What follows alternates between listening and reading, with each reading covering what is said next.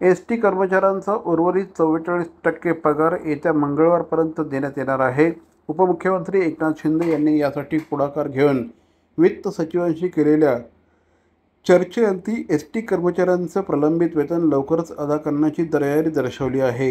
ST. कर्मचाऱ्यांना April महिन्याचं 56% वेतन मिळाल्याचं वृत्त पसरल्यामुळे एस.टी. कर्मचाऱ्यांनी याबाबत नाराजी व्यक्त केली होती। सांगोला तालुक्याच्या दौऱ्यावर असताना उपमुख्यमंत्री शिंदे यांची काही एस.टी. कर्मचाऱ्यांनी भेट घेऊन आपलं उर्वरित वेतन लवकर देण्याची मागणी केली होती। या मागणीची तात्काळ दखल घेऊन या प्रश्नावर शिंदे यांनी राज्याचे वित्त सचिव ओमप्रकाश गुप्ता यांच्याशी चर्चा केली। या चर्चेअंती एस.टी. कर्मचाऱ्यांचे महिन्याचे उर्वरित 44% वेतन येत्या मंगळवारपर्यंत अदा करण्यात येईल, अशी माहिती श्री शिंदे यांनी दिली।